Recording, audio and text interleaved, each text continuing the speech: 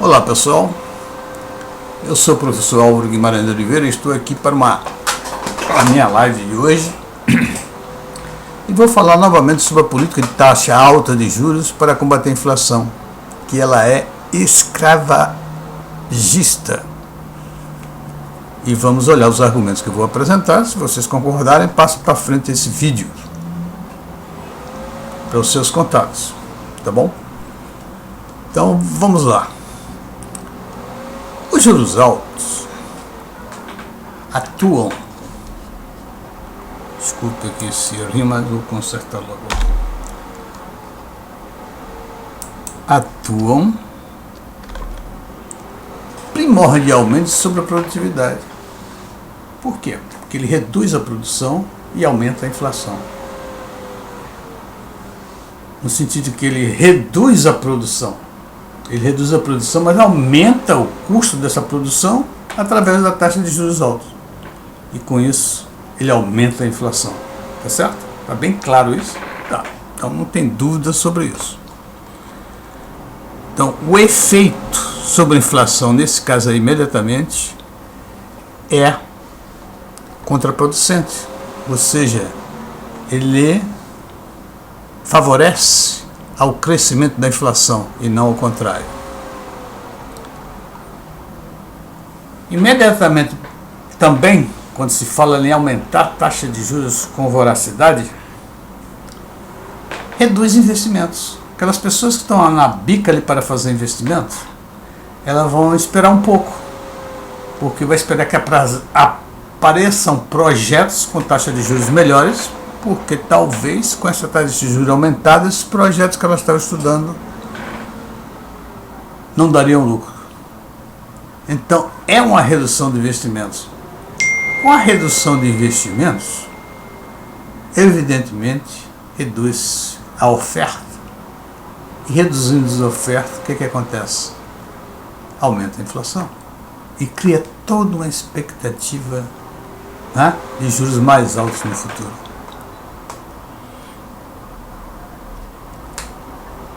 Reduz o crédito e o efeito é duplo. Evidentemente, quando o Banco Central está na política de alta taxa de juros, o que vai acontecer? Vai diminuir os créditos. Vão diminuir os créditos. Por quê? Porque os clientes não vão aceitar aquelas taxas de juros altas, porque ele não consegue repassar seus produtos, e diminui a tomada de crédito.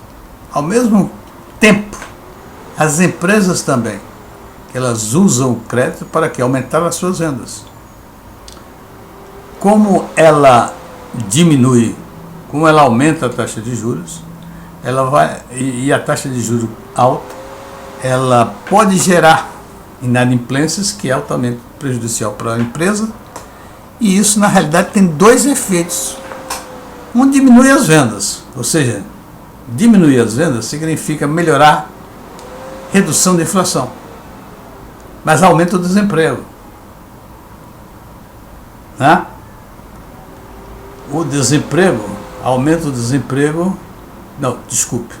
Diminui as vendas em função do aumento do desemprego. Isso aí tem um efeito de reduzir a inflação, tá certo? Diminuindo as vendas e aumentando o desemprego. É um efeito duplo de redução da inflação. Depois, agrava o desequilíbrio fiscal e inviabiliza o investimento privado. Como ela agrava o desequilíbrio fiscal? Simplesmente o seguinte: quando você aumenta a taxa de juros, quando o Banco Central aumenta a taxa de juros, começa a rodar imediatamente a dívida pública com essa taxa nova. Isso significa aumento da carga de juros da dívida pública. Isso vai diretamente para o balanço de pagamentos, para o balanço fiscal, aumentando o déficit fiscal, gerando inflação e gerando também a expectativa de inflação mais alta.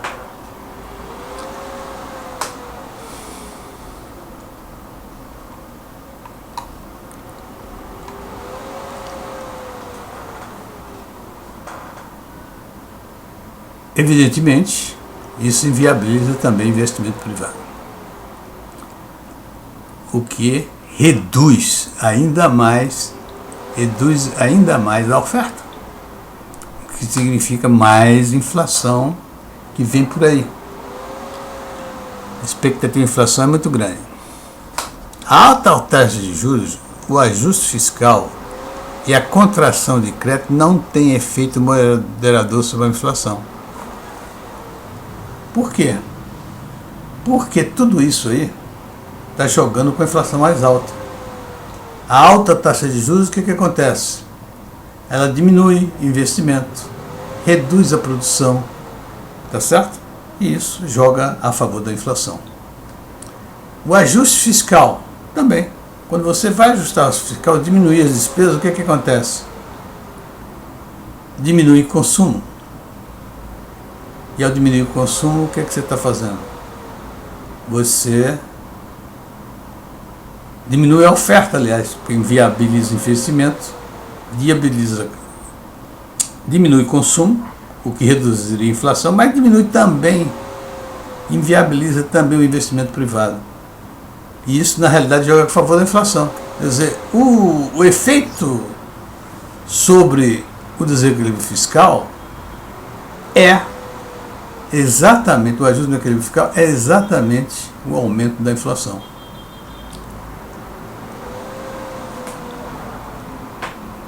Portanto, a contração de crédito não tem efeito moderador sobre a inflação. O efeito, a redução do crédito está nisso. Diminui vendas, há uma diminuição de emprego, e a diminuição de emprego significa também diminuição de produção. Então, tudo isso, quando no máximo aí tem um equilíbrio, poderia ter um equilíbrio, e não, o efeito não seria tanto quanto se desejava com o aumento da taxa de juros. Quer dizer, o efeito é muito mais favorável, positivo, para aumentar a inflação. Bom, dito isso, eu não vejo onde é que está a possibilidade da alta de juros favorecer a economia como um todo. Mas aqui no final, que eu falo sobre a escravização da taxa de juros, eu quero antes avisar que eu não sou nenhum petista. Muito pelo contrário, eu sou petista. Primeiro, pela incompetência dos petistas. Pela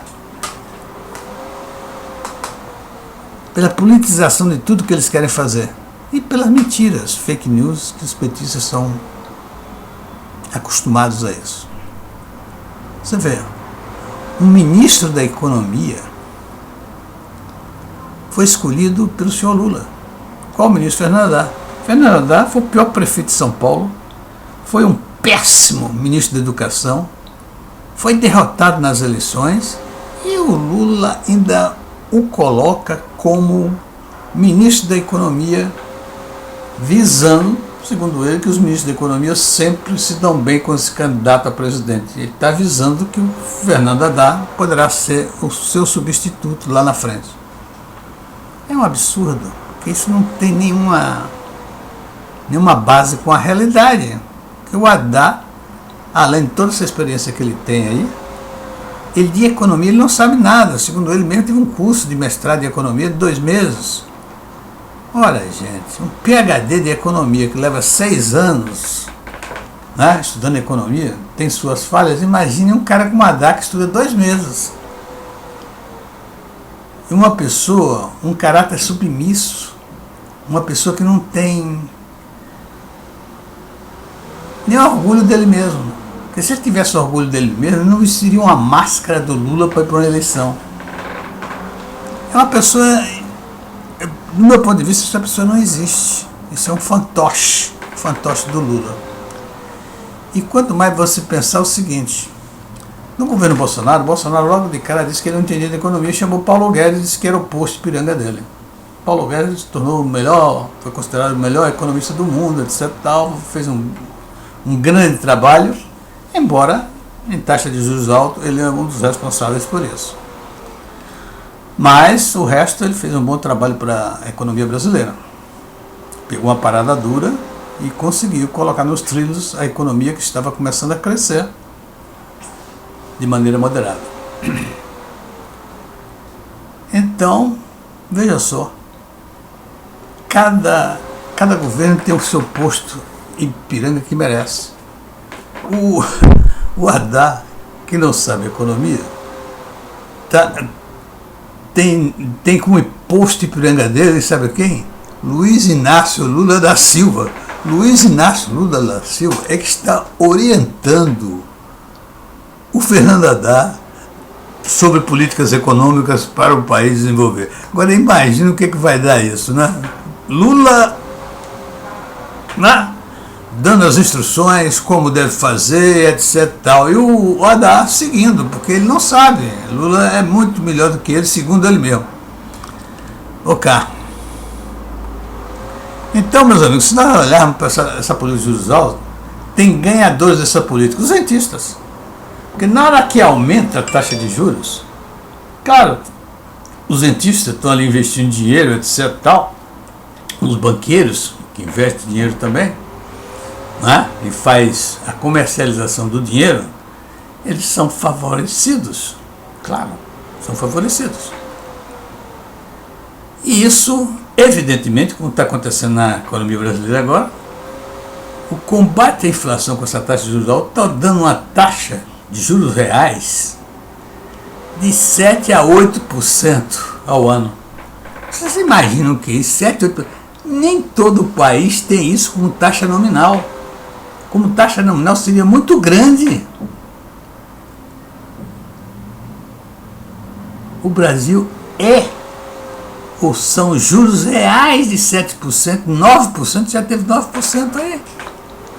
E talvez tenha mais, porque a taxa de juros está mantida lá em cima em 13,75 e a inflação parece que houve um ligeiro volta aí, mas está em tendência de queda.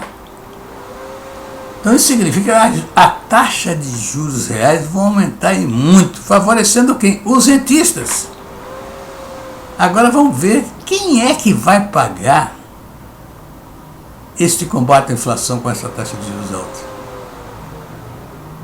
É a grande maioria da população brasileira sem grana, sem dinheiro, sem salários.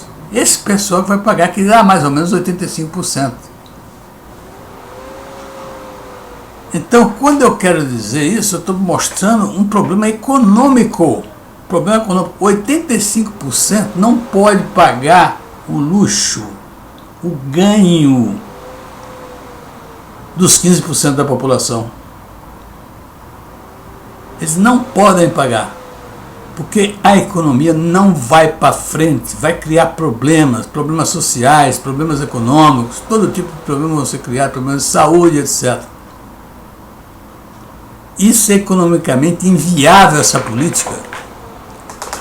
Não é? E, no entanto, está essa política aí